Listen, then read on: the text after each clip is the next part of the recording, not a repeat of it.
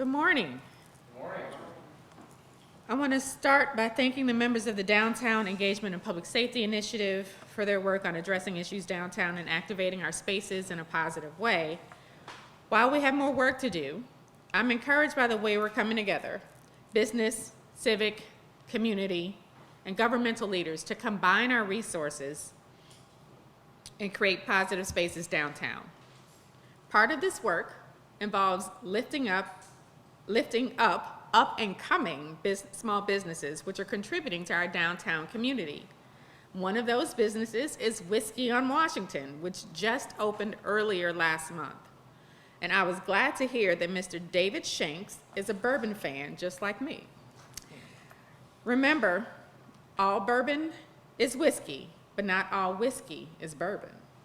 And Mr. Shanks was inspired to open this space after a trip on the Kentucky Bourbon Trail. Whiskey on Washington was conceived as a lounge where everyone from a connoisseur to a newbie could experience and enjoy this wonderful drink. Whiskey on Washington is the first Black-owned whiskey bar of its kind in the city of St. Louis and celebrated its grand opening on September 25th. The city worked with Whiskey on Washington to expedite a patio permit under a restaurant COVID program so you can enjoy outside as well, just maybe not on a rainy day like today. I know the next time I need a drink, which happens pretty often, I'll make sure to stop by here and support a new small business downtown. And with that, we hope that Whiskey on Washington will lead the way for a revitalized downtown. And I'm going to turn it over to the owner of this beautiful establishment, Mr. David Shanks.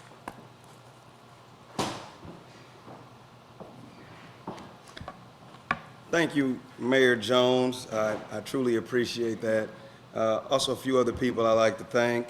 5th Ward Alderman James Page, who actually participated in support of my liquor license when we started this journey many moons ago before COVID. The St. Louis Downtown Neighborhood Association, DNA, President LaShonda Lewis, Travis at the City of Special Events Department really supported us in getting the patio outside. If it was not raining, we would probably be out there right now. 79th District State Representative Rashad Aldridge and 78th District State Representative Lakeisha Bosley. They attended our preview event right before we opened on September the 25th or so. We received a lot of encouragement and warm welcomes from Riverfront Times, Fox 2 News, St. Louis STL at Fox 2, and a lot of support from just the downtown neighborhood, a lot of whiskey fans, expert distillers, and just anyone who really likes whiskey and want to see downtown thrive as other downtowns do in other major cities throughout America. But like Mayor Jones said, this is something that I really wanted to do starting around 2017. I really took a trip to the Kentucky Whiskey Trails, fell in love with the concept and wanted to bring it back to the St. Louis area. Right after college, graduated from Mizzou in like '08. I just dedicated my life to kids and really supporting kids. Math teacher in St. Louis Public Schools, coach in Boys and Girls Club, coached in Clayton, everywhere you could name. I just wanted to really support young people. And then I fell in love with whiskey. Not blaming the kids, it just happened. So I really hope that we all can have a space that we can enjoy and try some new things. A few cool concepts that we have and that we live by is the people build the wall of whiskey. So if we don't have what you want, write it down. We'll have it the next time you come back.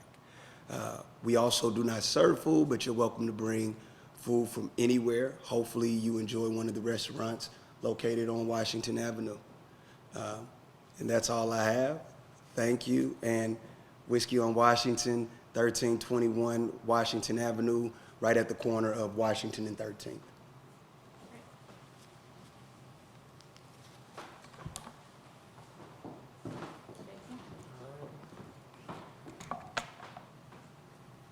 All right, thank you and congratulations. I love being around entrepreneurs creating new businesses in this street, from high tech to restaurants and entertainment venue, full of entrepreneurs that are bringing it to life. Speaking of which, last week I spoke to you about the special opportunity for downtown St. Louis that was presented by the Geoend Symposium, the single largest gathering of the geospatial industry. And I'm proud to say and report back that St. Louis, and particularly downtown St. Louis, shined.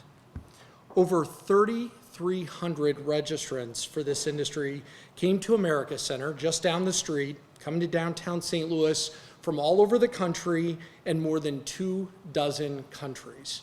Our brand, our reputation was on the line, and we delivered.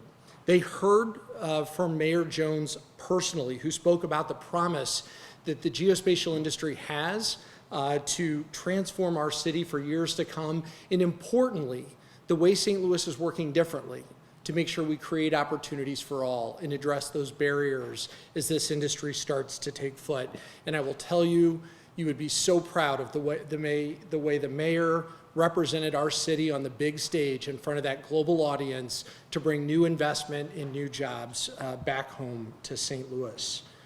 And if you want to see the headline coming out of the St. Louis Post-Dispatch today, this is what it was, geospatial, right at the top. They also heard about the mayor's newly announced community-led neighborhood planning process, which will ensure that discussions about the development of the neighborhoods into which the NGA is making this investment will be made by the people most affected, the residents of those neighborhoods. They also heard about how everyone from our region is pulling together to move geospatial industry forward. They occupied thousands of downtown hotel rooms from Tuesday through Friday. They filled downtown restaurants and entertainment venues like this, attended celebrations at Ballpark Village, T-Rex, the Blues Museum, and the Globe Building. They toured the construction site just north of here for the NGA headquarters, and they filled downtown streets. I was out there personally walking with many of these people. It was incredibly vibrant, it was exciting, and it was without any safety incidents. St. Louis was in the spotlight of the international global geospatial industry, and we shined. And remember, it's coming back again in 2023 and 2025. So developing downtown into a vibrant, dynamic neighborhood envisioned by the Design Downtown Plan, it's not going to happen overnight. But it will happen taking steps to address some of the challenging properties that we've talked about, in the additional law enforcement officers that we've had and the action that we've taken, and bringing vibrancy and events to downtown.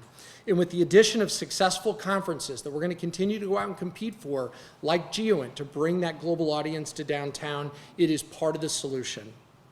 And all of these elements come together, I think, to show a lot of momentum, positive momentum in downtown, where we want to be and where we're going. So on behalf of the business community in St. Louis, I want to thank David Shanks for his work here, his faith in downtown and making this investment and taking that bold step of becoming an entrepreneur, and reaffirm the commitment of the business community to working with you to make downtown all we know it can be.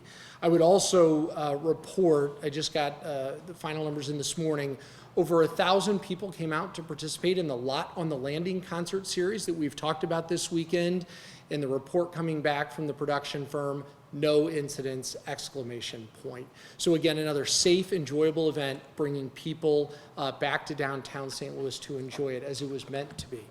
With that, I'll turn it over to Dr. Isom. Thank you, Jason, the mayor. Good morning. I'm happy to report that downtown and downtown west saw no violent crimes this weekend. This includes no reports of robberies and no serious assaults. We are continuing to monitor our progress on violent crime downtown, but this is an encouraging sign for the future. On Friday night, Rain did open with a small group event of young persons. About 20 people, 16 to 20, occupied the building. The downtown bike officers responded and ensured that the event was closed. The owner of Rain was not present at the time, and we informed the public of the closure of Rain. Rain currently has no liquor license. The business has been posted with a nuisance abatement order, and the business has no occupancy license.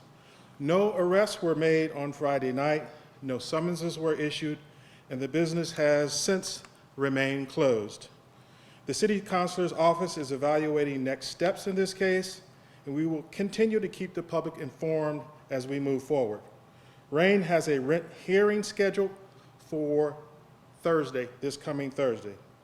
Now, I'm sure many people are wondering about citywide cruising that happened on Saturday night. There were 400 to 500 drivers that gathered for cruising event called Circle STL. Circle STL appears to be a large, coordinated social media event that drew cruisers from across the region to North St. Louis. Our SWAT officers and district officers disrupted approximately 400 to 500 cruisers, performing burnouts at Grand and Natural Bridge, and from there, the large groups moved through neighborhoods throughout the city, disrupting traffic. The focal points for our officers were St. Louis and Vanderveer, Grand and Dr. King, Olive Street and Compton, Jefferson and Choteau, South 7th and Russell, Lafayette and 14th, Clark and 14th, and 1 IKEA Way. I want to be clear. The behavior that this group was engaged in was dangerous, and it greatly taxed the responding officers all night. SWAT officers and officers from different districts continue to respond throughout the night. We will continue to investigate the means by which this event came together on social media, including all different platforms, and we will be vigilant in the future to try to deal with these events as they come up in the future. Thank you. All right, we'll open up for questions now. Was that event a one-time event, or is this something that could be happening every weekend or every so often, do you know? Well, this is the first time that it happened this year, where there was a social media call for this type of activity.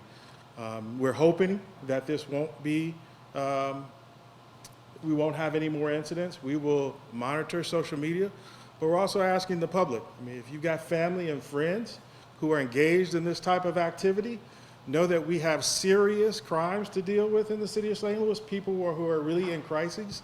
And when this happens, it diverts our resources from people who are having real life crises to deal with traffic control. So we're hoping that we send a message to the public that this is not something that really helps our community, but it also hurts people who are really in need. Were there, Have you had the opportunity to reach out to the organizers on social media of the event, and were there other crime incidents that were tied to it at all?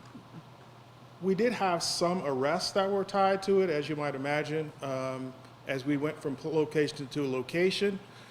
We're still investigating sort of how this came to be, so that's an ongoing investigation.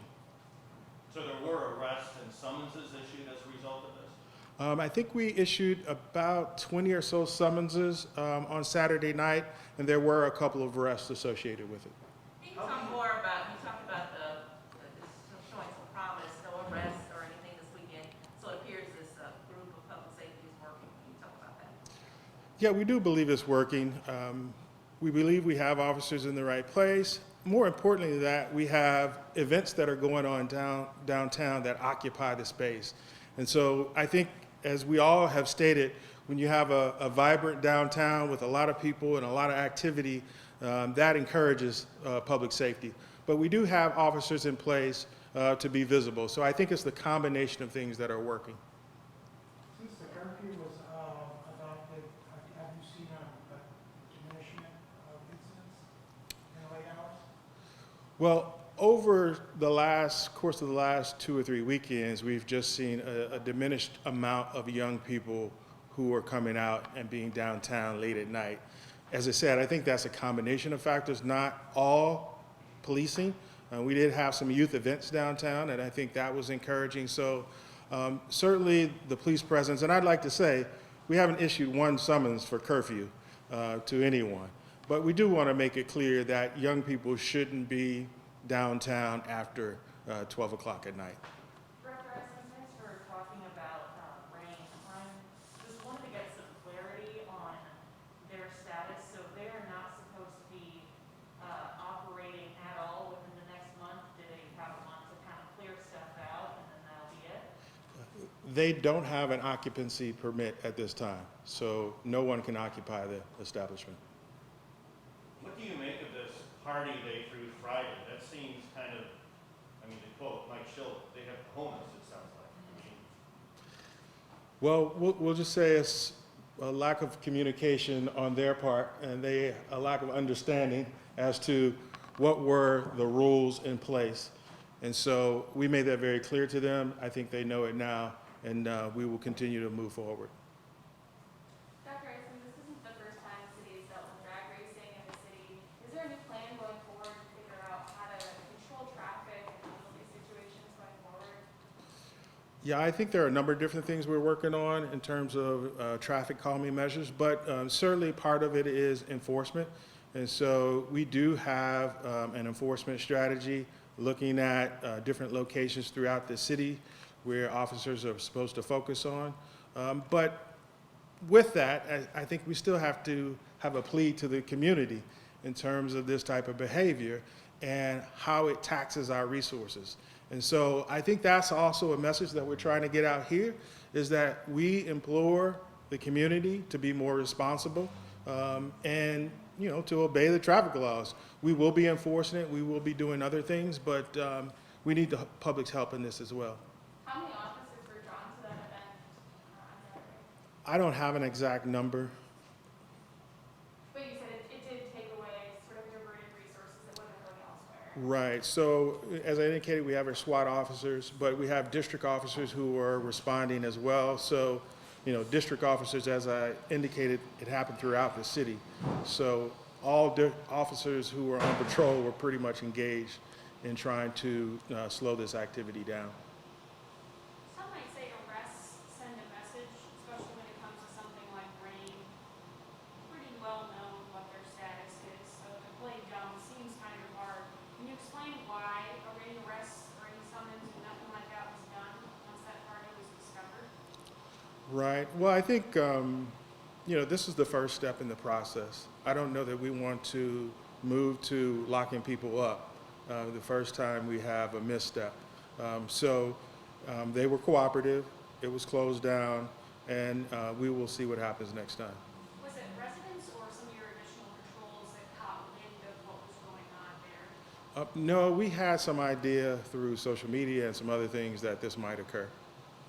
Where are you in finding a new police chief? Yeah. So we are having a number of community listening sessions. There's a survey out on the city's website. We implore everybody to take the survey. Let us know what you want to see in the new police chief. And we will continue that process until the chief resigns or his last day is in late February. So we will continue our outreach to the community, and then we'll as we get that input, we'll then develop those into questions for the candidates. There's a new group trying to replace the current SID. Has the current SID been cooperative with police? Could they be doing more to secure Washington Avenue and downtown? That's a question about police. I am not at liberty to even answer that question. Anything about the SID? No. Mm-hmm. Any other questions? Okay, thank you. Mayor, being Indigenous Peoples Day today and slash the day in which Hispanic Heritage Month is anchored, would you give some words to the Latino Hispanic community in St. Louis about this day of recognition? Yes, absolutely. Today is Indigenous Peoples Day, and I took some time to do some research on the original tribes that lived in St. Louis. Iroquois was one of them, Miami another one. And we saw that last year, or within the last couple of years, we removed the Christopher Columbus statue out of Tower Grove Park. And then on Friday, I culminated Hispanic Heritage Month by awarding Sal Valadez the we named the day in honor of Sal Valadez's work, not only with labor unions, but also to the community. We have been, actually the Hispanic community is one of the largest growing communities in the city. And so we welcome them with open arms. I am actually the only candidate that when I ran that translated my literature into Spanish. And we also want to highlight that on the city's website now, you can translate the city's website into about 5 or 6 different languages. Great, thank you. Thank you all.